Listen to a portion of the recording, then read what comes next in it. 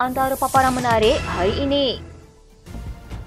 Mak Sabu mengaku kalah dengan Mujahid untuk pemilihan Presiden Amanah.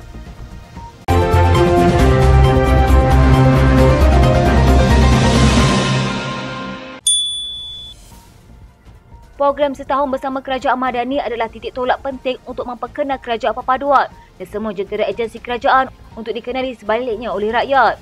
Naib Presiden Parti Keadilan Rakyat Nurul Izzah Anwar berkata, program itu juga dialu-alukan untuk dilaksanakan di peringkat negeri dalam usaha memperbaiki saluran komunikasi antara rakyat dan kerajaan. Katanya rakyat dapat mengetahui di mana saluran yang boleh mereka pergi untuk mendapatkan bukan sahaja bantuan tetapi juga akses kepada perniagaan. Itulah sebab utama kenapa program setahun bersama ini diadakan. Nurul Izzah juga berkata sebagai parti yang berkecimpung dalam peduli politik sejak 25 tahun lepas dan kini menjadi Kerajaan Perpaduan, melaksanakan manifesto yang dijanjikan PKR kepada rakyat bukan sesuatu yang mudah namun perlu dilaksanakan sebaiknya. Program setahun bersama Kerajaan Madani yang berlangsung selama 3 hari memfokus pada 3 komponen iaitu showcase pencapaian setahun Kerajaan Madani, perkhidmatan transparan rakyat dan inisiatif kesejahteraan rakyat.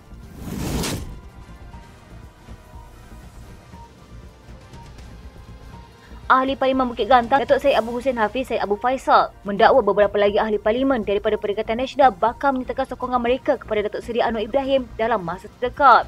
Wakil rakyat daripada Bersatu itu mendakwa 7 atau 8 ahli parlimen yang akan menyokong Perdana Menteri itu adalah dari beberapa negeri. Beliau bagaimanapun enggan mendedahkan identiti ahli parlimen terbabit sama ada mereka daripada PAS atau Bersatu. Katanya dulu saya ada 5 atau 6 orang, namun sekarang ada 7 atau 8 orang bakal menyatakan sokongan kepada Anwar. Namun mereka tidak boleh maklumkan di sini.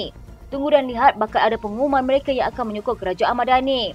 Syed Abu Hussein turut mengesahkan sebahagian daripada mereka telah berhubung dengannya untuk menyatakan sokongan kepada Anwar. Katanya ada yang berhubung dengan saya, ada yang berhubung dengan orang lain. Dalam pada itu, beliau menafikan tindakannya mengisytiharkan sokongan kepada Anwar pada akhir bulan lalu disebabkan pujukan oleh mana-mana individu. Katanya saya sebenarnya tidak dipujuk oleh sesiapa dan tidak ditawarkan apa-apa disebabkan saya faham apa yang saya patut buat.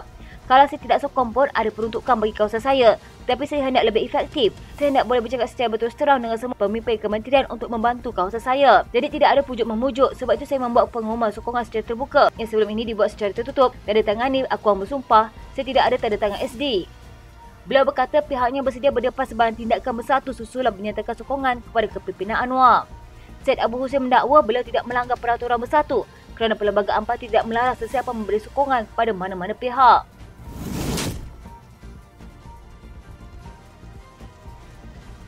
Menteri Pertanian dan Keterjaminan Makanan Datuk Seri Muhammad Sabu tidak menganggap kedudukannya sebagai Presiden Parti Amanah Negara terancam meskipun ada yang cuba menggugat jawatan tertinggi parti tersebut.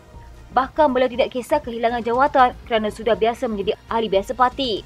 Katanya tidak ada masalah, saya sudah biasa menjadi ahli biasa, hulu balang PAS dan timbalan Presiden. Tidak ada masalah sekiranya ada yang cuba menggugat kedudukan saya sebagai Presiden. Peranan saya adalah berkempen dan memberi bantuan kepada parti selagi mampu. Sekarang ini umur sudah mula meningkat. Memang keletihan itu sedikit sebanyak sudah terasa. Itu perkara biasa yang kita perlu hadapi di dalam hidup. Terserah kepada perwakilan untuk memilih siapa yang akan memimpin untuk 3 tahun akan datang. Saya memberi ruang terbuka kepada mereka untuk memilih 27 individu pemimpin parti itu. Kemudiannya 27 orang itu juga akan memilih siapa yang mereka mahu sebagai jawatan nombor 1, yang presiden dan sebagainya. Selagi sistem yang digunakan berada dalam sesuai yang sihat, ia tidak jadi masalah. Pada 22 hingga 24 Disember ini, nasib Muhammad Sabu sama ada bakal tercabar atau digantikan oleh tokoh lain akan terjawab pada pemilihan Jawatankuasa Nasional Amanah sesi 2023 hingga 2026 serentak penganjuran Konvensyen Nasional Amanah 2023. Konvensyen bakal diadakan itu menggariskan para perwakilan memilih 27 orang dan kemudian dalam mesyuarat kumpulan ini bersama Ketua Rakyat Wanita, Pemuda dan Warda akan memilih dan memutuskan siapa menjadi presiden, timbalan dan sebagainya untuk memimpin amanah bagi penggal hadapan. Perlembagaan amanah menetapkan seorang hanya boleh menjadi presiden selama 3 penggal berturut-turut.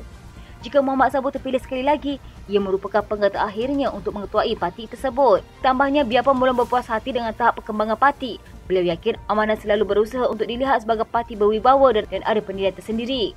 Katanya kadang-kadang kita dilihat seperti dipengaruhi oleh orang-orang tertentu.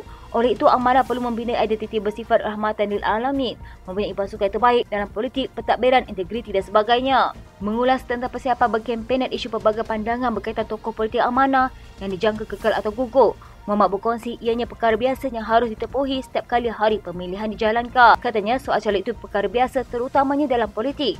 Saya akui memang ada mahu individu tertentu berada di top 5, itu normal. Setakat ini saya cuma pergi ke pejabat, bekerja, beri ceramah dan merasmikan majlis-majlis yang ada. Semua sudah maklum bahawa saya daripada mula bersama amanah, jadi tidak perlu untuk turun berkempen dan sebagainya. Muhammad yang sudah 8 tahun memimpin amanah berpandangan kriteria pasukan terbaik yang dimahukan dalam situasi politik masa kini adalah pasukan yang berbeza pandangan. Katanya satu matlamat tetapi pandangan berbeza. Jadi mesyuarat itu menjadi hidup. Sekiranya kita hanya ada satu pandangan, mungkin mesyuarat dalam 20 minit sahaja sudah selesai. Apabila berbeza pandangan walaupun satu matlamat, itu merupakan satu amalan yang sihat. Dalam amanah selama ini mesyuarat agak bebas dari segi memberi pandangan dan itu menggembirakan saya. Turut berkongsi suka duka menjadi pemimpin dalam amanah. Muhammad berkata cabaran terbesar parti itu ketika ini adalah untuk mendapatkan sokongan orang Melayu selepas berada dalam komponen yang bersama dengan DAP. Katanya serangan-serangan itu masuk dalam fikiran orang Melayu dan menyebabkan kita nak urungkan fahaman atau stigma yang masuk dalam fikiran mereka itu amat sukar, tetapi kita yakin ia tidak lama. Buat masa sekarang ini, sesiapa yang berkawan dengan DAP ini dianggap musuh Melayu dan Islam. Itu satu perkara yang kita kena hadapi dengan kesabaran, istiqamah dan penjelasan yang panjang. Ini yang kami perlu hadapi. Sekian berita terkini di TV pada hari ini. Jangan lupa follow Facebook dan YouTube Dalam TV. Dapatkan info terkini di Facebook serta YouTube di TV.